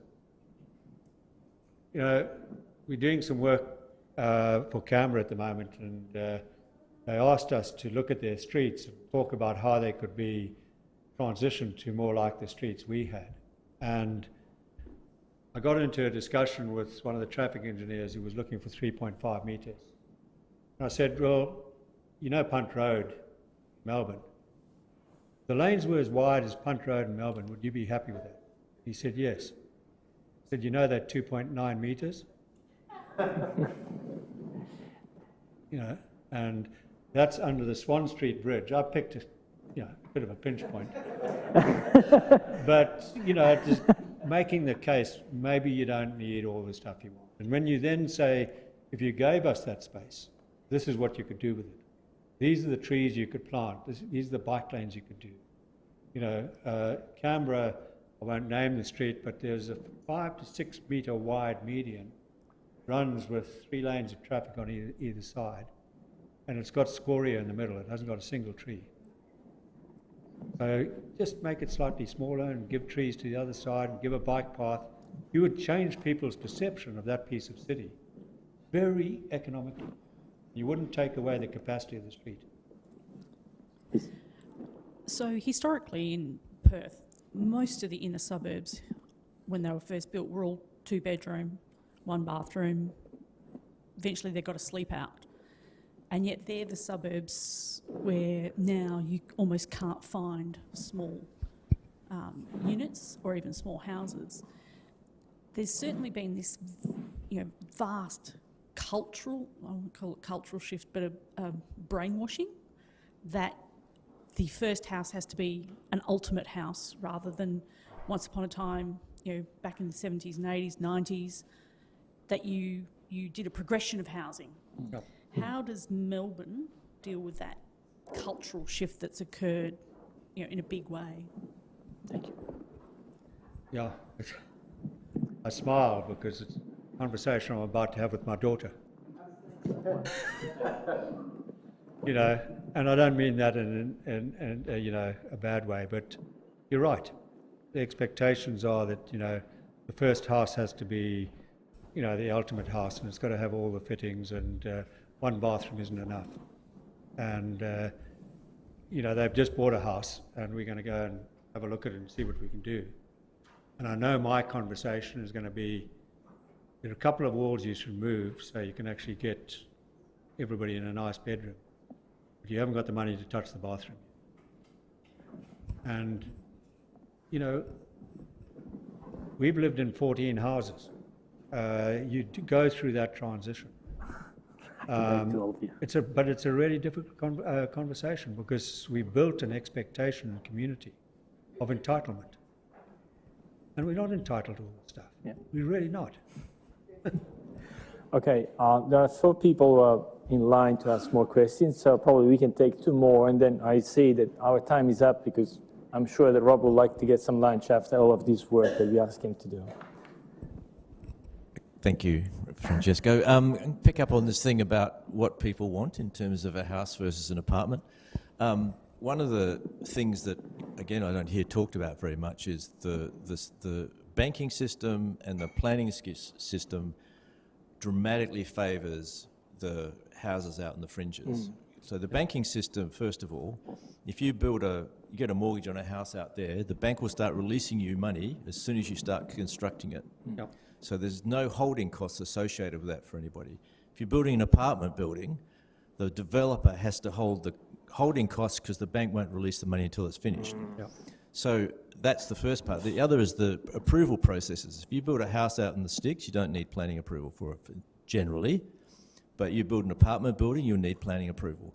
Then you need all of the encumbrances of getting your planning approval and all the holding costs associated with that. Coming back to the point about 40% of development costs of apartment is, 40% of the total cost of an apartment is in the development costs. Yep. That includes the banking, the holding costs, Sure. all the time it takes to get your headworks approved, if there is any, all the planning approvals and design review panels and all those things keep adding costs to the apartment, Yep. which isn't a factor in the house out in the sticks. So the process dramatically favours the house out in the sticks and it's an encumbrance for the apartments. So it's completely nuts. You add to that the thing about you have to build a 50 square metre apartment, not a 20 square metre apartment, Yep. and then all of these things are rolling into the affordability story. At the moment, 70,000 fewer Australian households are owning their home every year. It's a staggering number. 70,000 Yeah. fewer Australian households are owning their home. That represents a shift from personal balance sheet, you might think I've got a session with balance sheets, personal balance sheet to either the public or the private sector of $70 billion every single year is shifting away from personal household balance sheets. When those people retire, it's going to become a burden on the pension system. We've got a Paul Keating-like ticking time bomb problem that he solved with superannuation. That's why it's a federal issue. That's right. And not just a state or local government. So that's a shift that we have to start addressing. All of those things together impact on affordability, but the general conversation is simply about prices if it's just in construction costs. Ross, you're absolutely right. And, you know, I'm almost wanting to write a paper with you because as president of the Institute, you carry some weight of authority. You know, I think you do. And I think we need to start breaking down those barriers. I mean, that's why, you know, a lot of people find surprised when I start to talk about, you know, code compliant in the planning scheme. But I absolutely believe it because I don't think it's that difficult to write a simple set of guidelines that gets you a good product. And most architects know exactly what a good product looks like. The developers who've told, look, we've run out of money because we spent it for the last 3 years on planning and BCAT and God, so you just can't do that. So if you could actually write a good set of guidelines about code compliant up to, you know, 8 stories in these corridors, and then go to the banks and say, you know, you need to take a close look at yourself in terms of what you're stopping happening in this country. And maybe you need to talk to, you know, people like Pocock and people like that who seem to get the agenda. And I know he's only one voice, but he's actually quite a powerful voice. And you need to start in those circles changing the narrative. Because talking to ourselves, we're not going to do it. Craig, Paul, and then Mr. Blackwell. A little earlier, someone talked about the fact that a lot of the state policies already taken into account density around railway stations and the like. My concern is that the focus has been not upon the existing suburbs and the existing stations, but on new ones out in the wilderness. And I think it's wrong, quite frankly. Well, I think that's right. I mean, those diagrams I was showing you, where the state government said they're going to increase density, one of them is Kew. Now, the burghers of Kew don't like it, but they were given the option of identifying the area where you could put density in the area, and they chose not to do it. And the government came along and said, well, you'll put it on the corridors and around the stations. You know, and I think you can't complain as a community if you're not prepared to take on responsibility yourselves to actually help solve a problem that, you know, is for all of us. And so the state government's looking heavy-handed at the moment. I hope what will happen is that they'll say, those are the areas we've identified. Now, if you can come up with areas that you think are better than these, by all means put them on the table. And by the way, we'll let you write the guidelines, but you've only got 4 months to write those guidelines, and then it's going to start to happen. And by the way, you can control it, because we don't have to have those applications coming to us. So it means local government can come in back into the picture. And I think that would be a better solution. Yeah, we've had both in inner suburbs. Midlands, which did exactly what you've said, ignored them and has had a not particularly brilliant scheme foisted upon them. Yep. And Claremont next door, have accepted it and actually successfully with no issues with the locals. So, and your partners in that are the retailers and the businesses and people like that. I mean, they want an increased population in their areas. You know, so there's a voice there through, you know, the retailers and the hospitality people like that. Paul. Thanks, Rob. Paul Kotsoglo. I've sold a planning practice which was involved in many apartment projects and been involved as a development assessment panel chair in the city of Perth here. I don't know that there are many, and I mean it respectfully, there aren't many senior planning city planners here that would be responsible for the change or the 3-page code compliant codes. And that may be a good thing, but we need that to happen. The things that you've said around the lived experiences, the urban fringe versus the inner city, development costs equal time and expense, you get ticks on all those fronts. The question I have is, when I was involved at the City of Perth, there were lots of apartments down on the Terrace Road and up in the city here that were owned by absentee owners. Melbourne, I know a number of mates that have got apartments. What do you do with those? Because the density that I see that's getting developed is taken up by 20% absentee owners. Yep. How do you manage that? Oh, it's a good one. There were discussions around that, and you know who the absentee landlords are because you can see water consumption. And the lights are off. Yeah. And I think you're right. It's a bit like Airbnbs. You need to manage that as well because you want the locals living there. You don't want those apartments kept just for someone like myself who blows in for a few days. I think you need to start thinking about how you put that back on the rates. I think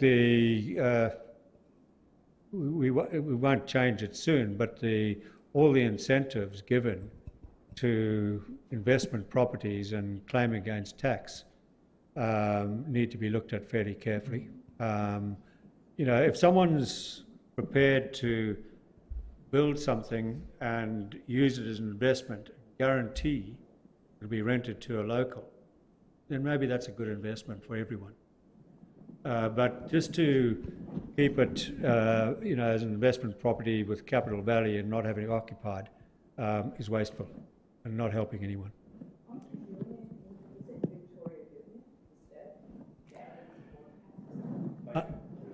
Yeah, they're looking at it, yeah.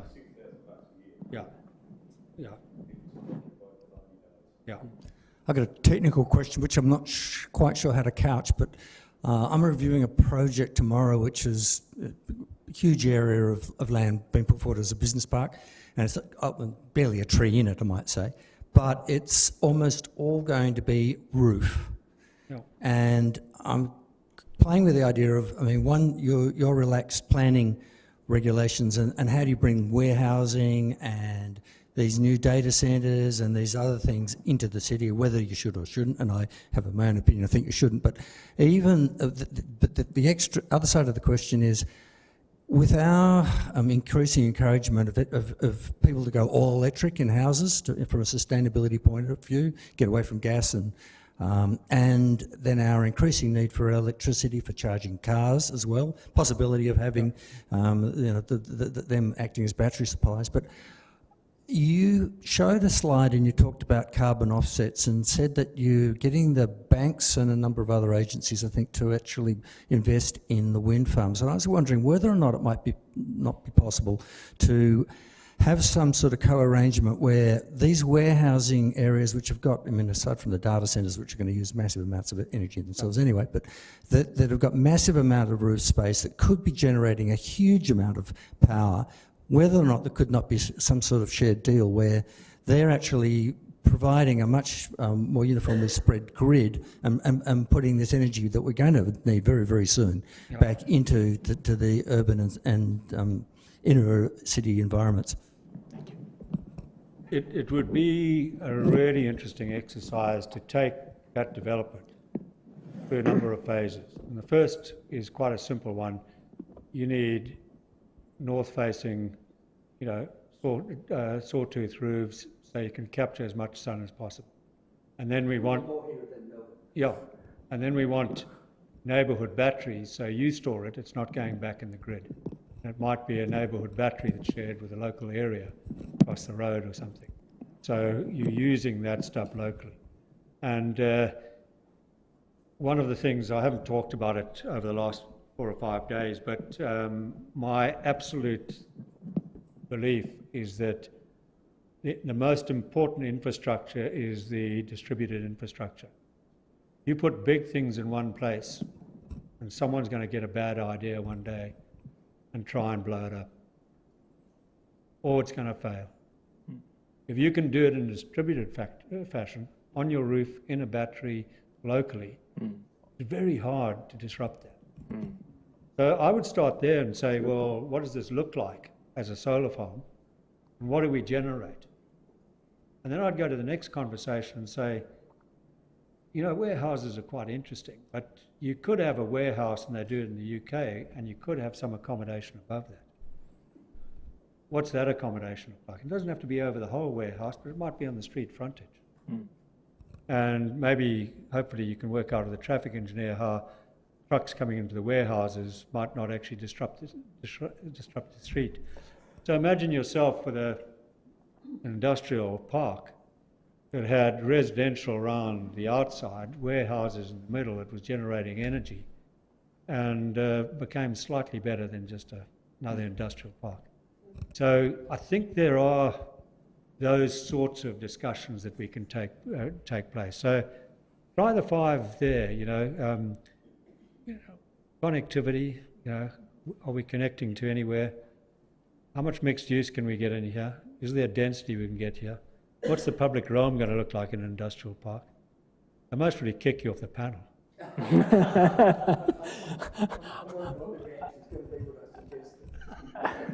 Well, on this note, I think we can finish with a big round of applause for Rob.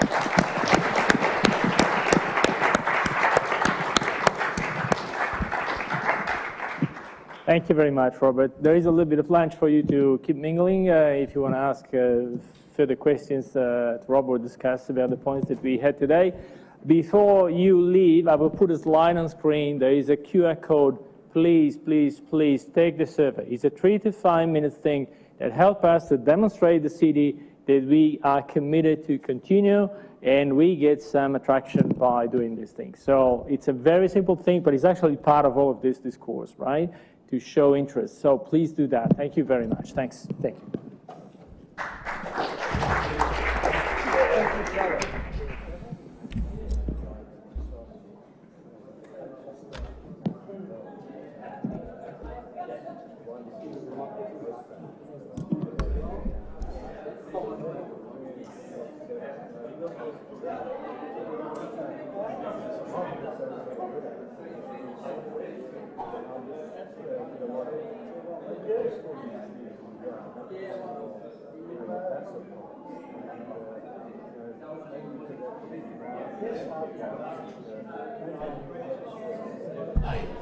We made it.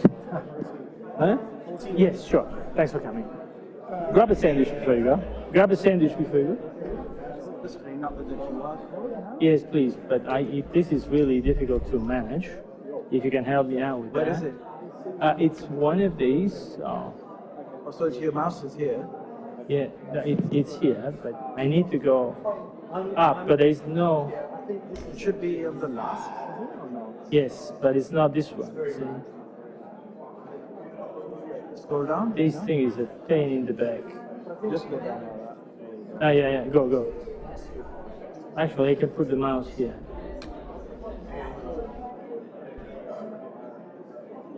It's the last one, isn't it? But it's not this one, see? You can't see where that is. What?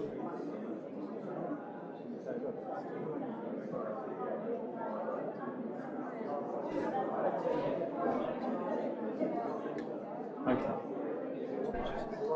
Thank you, Jonathan. It's great to have you. Thank you so much.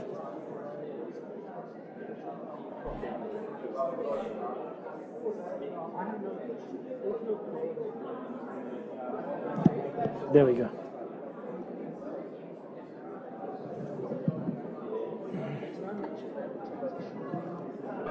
Francesco, I've got a meeting at 1 Yeah. that I have to be at. Feel free to go whenever you need. Yeah, okay. I'll leave at one. I think the event's gone well. Yeah.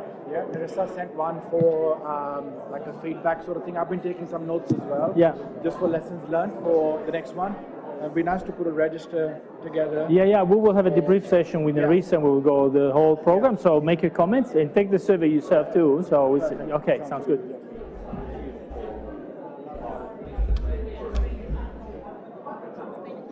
I think this went well. I think next step is to try to get outside the room and and take the next step. This was a really, yeah. So, well,